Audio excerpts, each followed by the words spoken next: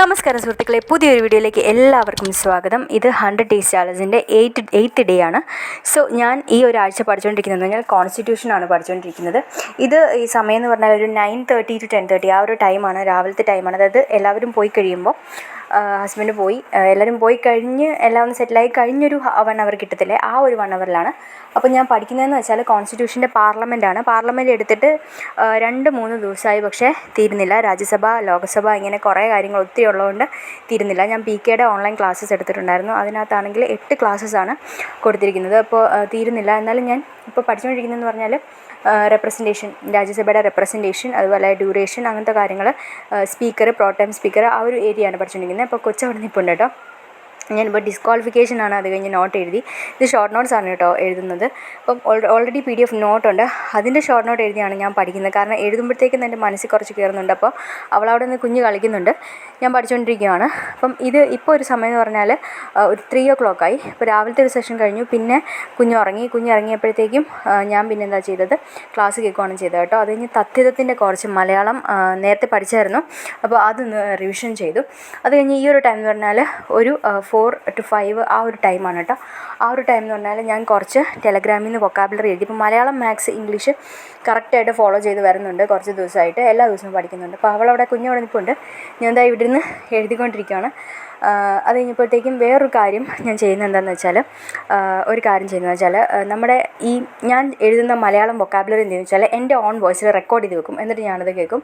അതിന് പിന്നെ ഇംഗ്ലീഷ് എഴുതി. ഇംഗ്ലീഷ് കുറച്ച് കളക്റ്റീവ് നൗൺസാണ്. ഇത്തവണ ടെലഗ്രാമിൽ നിന്നാണ് കേട്ടോ ഞാൻ ഈ നോട്ട്സൊക്കെ എഴുതുന്നത്. അപ്പോൾ ആർക്കെങ്കിലും ഏത് ചാനലാണ് ഞാൻ യൂസ് ചെയ്യുന്നത് എന്നറിയണമെങ്കിൽ എന്നോട് ചോദിച്ചാൽ മതി, കമൻറ്റ് ബോക്സിൽ പറയാം. അത് എൻ്റെ കയ്യിൽ ഈ ഒരു ബുക്ക് ഉണ്ടായിരുന്നു, 5000 റിപ്പീറ്റഡ് ക്വസ്റ്റ്യൻസ് എന്ന് പറഞ്ഞാൽ. ഇതിനകത്തെ ഒരു 20 ക്വസ്റ്റ്യൻസ് ഞാൻ ഡെയിലി ചെയ്ത് നോക്കാറുണ്ട്. അപ്പം അത് ഞാൻ എന്താ ചെയ്തുകൊണ്ട് ഇരിക്കുവാണ്.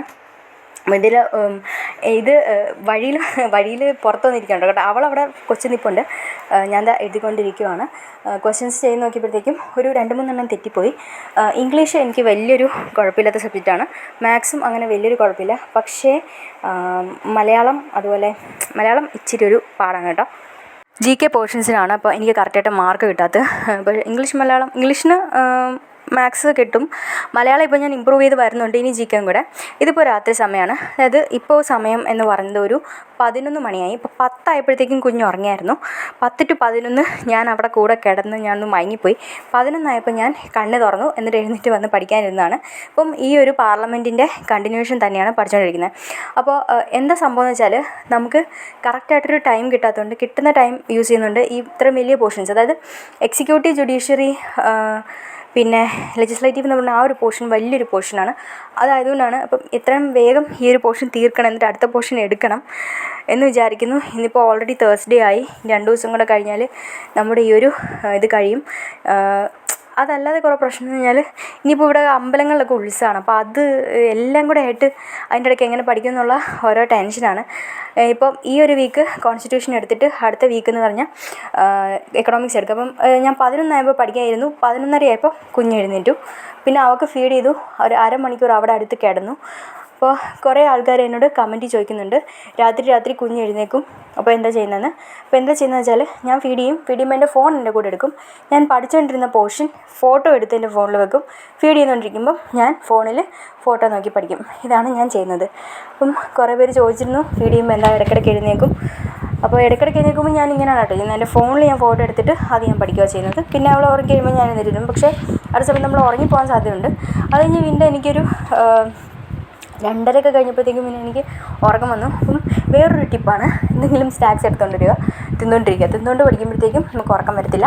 പിന്നെ നടന്നുകൊണ്ട് പഠിക്കുമ്പോഴത്തേക്കും നമുക്ക് ഉറക്കം വരത്തില്ല. വീണ്ടും കുറേ കമൻറ്റ്സ് എനിക്ക് വരുന്നുണ്ട്, രാത്രി ഇരിക്കാൻ പറ്റുന്നില്ല, ഉറങ്ങിപ്പോവാണ്. അപ്പോൾ ഇതൊക്കെ ടിപ്സാണ്. ഒന്ന്, സ്നാക്സ് എടുക്കുക, സ്നാക്സ് കഴിക്കുക, കാപ്പി കുടിക്കുക. വളരെ അൺഹെൽത്തി ആയിട്ടുള്ള ചോയ്സസ് ആണ്, പക്ഷേ എക്സാം വരെ മാത്രം.